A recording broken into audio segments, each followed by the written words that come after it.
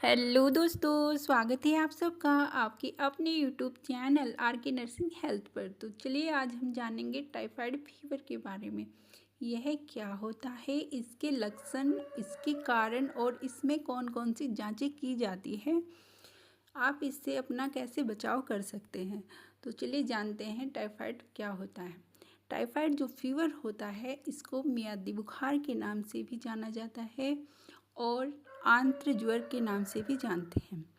यह जो बुखार होता है यह व्यक्ति को काफ़ी लंबे समय तक रहता है और इसमें उसको कमजोरी और भूख कम लगती है। दरअसल जो ये बुखार होता है यह साल्मोनेला टाइफी एक बैक्टीरिया होता है, उसकी वजह से यह व्यक्ति को होता है।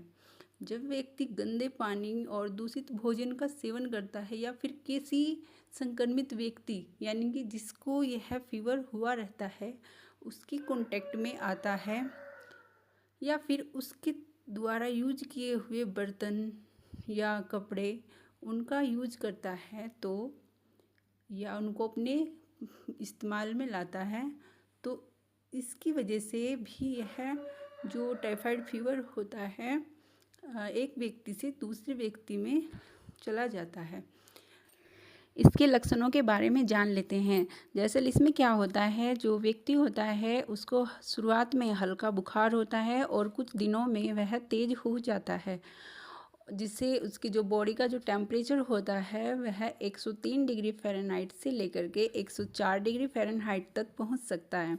इसमें व्यक्ति को थकावट होती है और उसको कमज़ोरी महसूस होती है। वह किसी भी काम को करने में मन नहीं लगा पाता और उसको भूख भी कम लगती है, जिसकी वजह से वह कम खाना खाता है और जिसकी वजह से उसका जो वज़न होता है वह कम होता जाता है। व्यक्ति के सर में दर्द होता है और उसके सर में भारीपन महसूस होता है। पेट में दर्द महसूस होता है। जो मरीज होता है उसकी जो नाभि वाला हिस्सा होता है, नाभि के पास, उसको दर्द महसूस होता रहता है। व्यक्ति को कब्ज या दस्त की प्रॉब्लम भी हो सकती है। किसी मरीज में लूज मोशन की समस्या होती है तो किसी को कब्ज की प्रॉब्लम हो जाती है। गले में खरांश और खांसी हो जाती है और व्यक्ति को बुखार आने के दौरान कभी कभी कपकपी भी होने लगती है और उसको काफ़ी मात्रा में ठंड लगने लगती है। पेट में सूजन हो जाती है। व्यक्ति को आंतों में सूजन या संक्रमण बढ़ जाने से उसके पेट में भारीपन की शिकायत हो जाती है। चलिए टाइफाइड के कुछ कारणों के बारे में जान लेते हैं। दरअसल जो टाइफाइड की जो बीमारी होती है ये एक साल्मोनेला टाइफी एक बैक्टीरिया होता है, उसके द्वारा फैलती है। जब व्यक्ति गंदा पानी और गंदे भोजन का सेवन करता है या फिर इन्फेक्टेड जो व्यक्ति होता है उसके कांटेक्ट में आता है तो तभी उसको टाइफाइड की बीमारी होने के चांसेस बन जाते हैं। दूषित पानी को जो पीता है, जैसे स्कूल, रेलवे स्टेशन या बाज़ारों में जो खुले पानी मिलते हैं, अक्सर व्यक्ति उन पानी का सेवन कर लेता है। तो उस पानी का सेवन करने से व्यक्ति को ये जो टाइफाइड होता है इसके होने के चांसेस बन जाते हैं। और जो बाहर गंदा खाना मिलता है, ये खुले में ही रखा रहता है, उसके सेवन करने से भी ये जो टाइफाइड की जो प्रॉब्लम है ये होने के चांसेस बढ़ जाते हैं। हाथ धोए बिना जब हम किसी भी चीज़ का सेवन करते हैं, मतलब जैसे खाने को खा लेते हैं बिना हाथ धोए हुए और टॉयलेट वगैरह जाने के बाद भी, क्योंकि जो बाहर जो टॉयलेट होते हैं या फिर किसी के घर में किसी भी पर्सन को जो ये टाइफाइड हुआ रहता है तो जो ये टॉयलेट वगैरह होती हैं इनको अगर अच्छे से साफ़ नहीं किया जाए तो इससे जो एक स्वस्थ व्यक्ति होता है उसको भी टाइफाइड की जो बीमारी होती है ये लगने के चांसेस बन जाते हैं। क्योंकि जो टाइफाइड जो बीमारी होती है ये एक संक्रामक बीमारी होती है, यानी कि ये एक व्यक्ति से दूसरे व्यक्ति को आसानी से लग जाती है। तो जो ये टाइफाइड की जो बीमारी होती है इसमें बच्चों को हाथ धोने की आदत डालनी चाहिए ताकि उनके अंदर ये जो बैक्टीरिया होते हैं आसानी से ना पहुंच पाए और बच्चे स्वस्थ रह सकें। साबुन से हाथ धोने की आदत डालनी चाहिए या फिर अगर साबुन अवेलेबल ना हो तो हैंड सैनिटाइज़र का यूज़ करना चाहिए। जो इन्फेक्टेड जो व्यक्ति होते हैं उनके कांटेक्ट में रहने से भी और साफ़ सफाई का ध्यान न रखने के कारण भी जो ये टाइफाइड की जो बीमारी है ये हो सकती है। जब हम इन्फेक्टेड जो पेशेंट होता है, मतलब जो व्यक्ति होता है जिसको ये टाइफाइड की प्रॉब्लम हुई रहती है, जब हम उसके बर्तन, तौलिए, तकिए और ये जो कपड़े होते हैं, टॉयलेट वगैरह, इनका यूज़ करते हैं तो एक स्वस्थ व्यक्ति को भी होने की संभावना रहती है। अगर जो इन्फेक्टेड जो व्यक्ति होता है अगर उसके शौचालय को अच्छे से साफ़ नहीं किया जाए तो उससे स्वस्थ व्यक्तियों को भी टाइफाइड होने के चांसेस बन जाते हैं।